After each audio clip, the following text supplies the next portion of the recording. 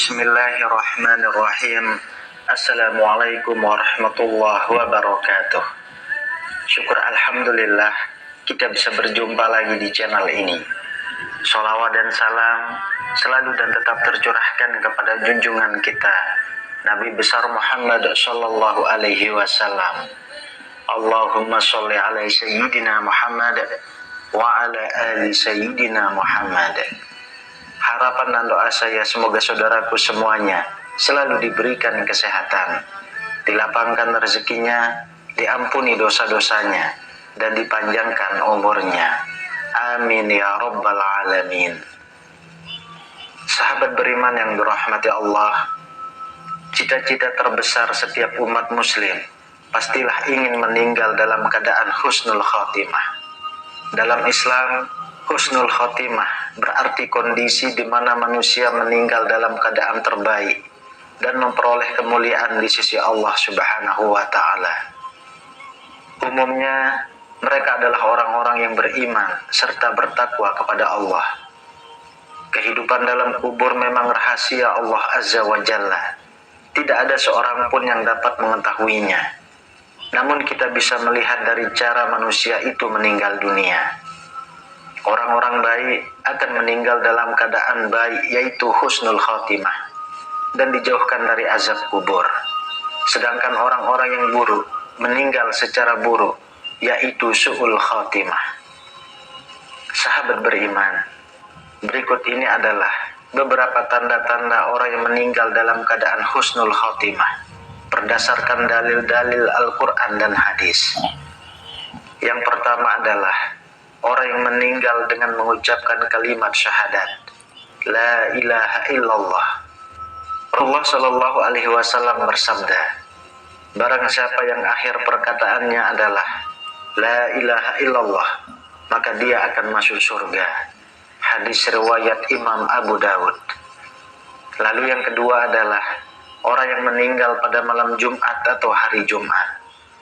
Rasulullah Shallallahu Alaihi Wasallam bersabda, tidaklah seorang muslim meninggal dunia di hari Jumat atau pada malam Jumat, kecuali Allah akan menjaganya dari fitnah kubur.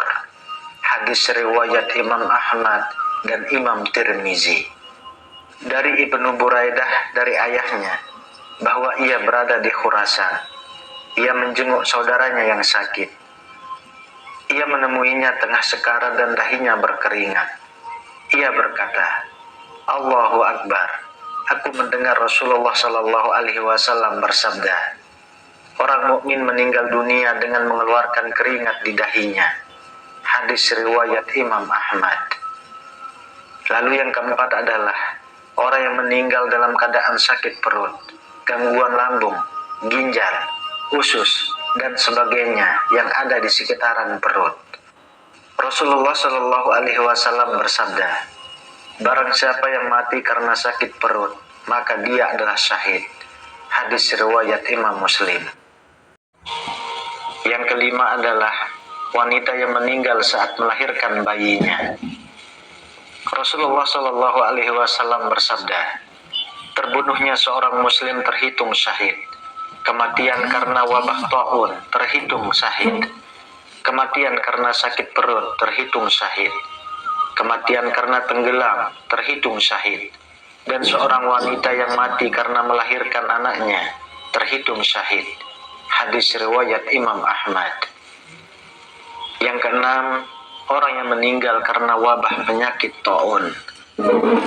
Menurut Ibnu Qayyim Al-Jauziyah dan Imam An-Nawawi, taun adalah sejenis penyakit kulit seperti bisul-bisul, bengkak, memar di seluruh anggota tubuh.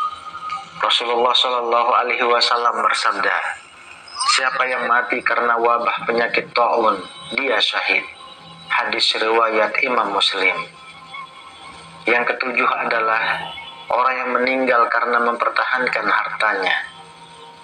Harta di sini dapat diartikan sebagai benda seperti uang, emas, rumah dan sejenisnya, atau juga bisa kehormatan diri. Dari Abu Hurairah radhiyallahu anhu meriwayatkan, datang seorang laki-laki kepada Rasulullah Shallallahu Alaihi Wasallam dan bertanya, wahai Rasulullah, Bagaimana kalau ada seseorang yang hendak mengambil hartaku? Beliau bersabda, jangan kau berikan hartamu. Bagaimana kalau ia melawanku? Beliau bersabda, lawanlah dia. Bagaimana kalau dia membunuhku?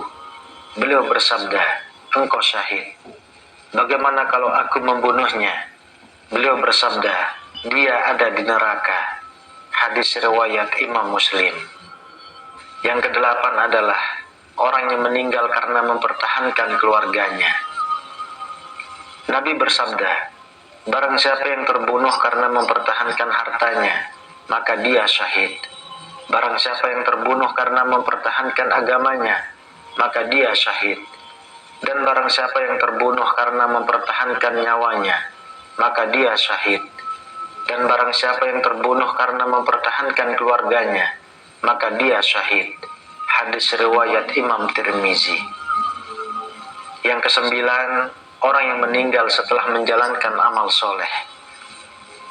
Seorang yang meninggal saat melakukan amal soleh seperti bersedekah, puasa, sholat, haji, dan ibadah yang lain, tergolong dalam meninggal husnul khotimah.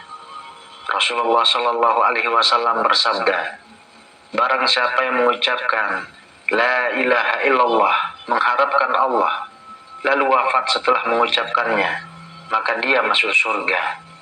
Barang siapa berpuasa 1 hari mengharapkan wajah Allah, lalu wafat ketika mengerjakannya, maka dia masuk surga.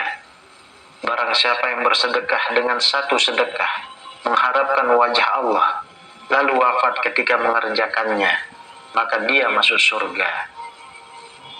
Lalu yang ke-10 adalah orang yang meninggal dengan pujian. Anas bin Malik radhiyallahu anhu menceritakan, suatu ketika para sahabat melihat sebuah jenazah yang diangkat menuju pemakamannya. Mereka pun memuji jenazah ini. Kemudian Rasulullah Shallallahu Alaihi Wasallam bersabda, wajib, wajib, wajib. Tidak berselang lama, lewatlah jenazah yang lain. Kemudian para sahabat langsung mencelanya. Dan Rasulullah Shallallahu Alaihi Wasallam bersabda, wajib, wajib, wajib. Umar pun bertanya, apanya yang wajib ya Rasulullah? Lalu Rasulullah menjawab, jenazah yang pertama kalian puji dengan kebaikan, maka dia berhak mendapatkan surga. Jenazah yang kedua kalian cela, maka dia berhak mendapatkan neraka. Kalian adalah saksi Allah di muka bumi. Hadis riwayat Imam Bukhari dan Imam Muslim. Yang ke-11 adalah orang yang meninggal di medan perang dengan niat membela agama Islam, jihad fi sabilillah.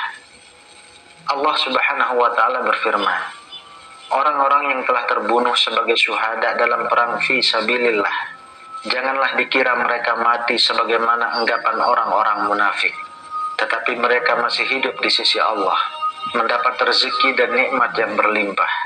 Quran Surah Ali Imran ayat 169. Yang ke-12 adalah orang yang meninggal karena terbakar api.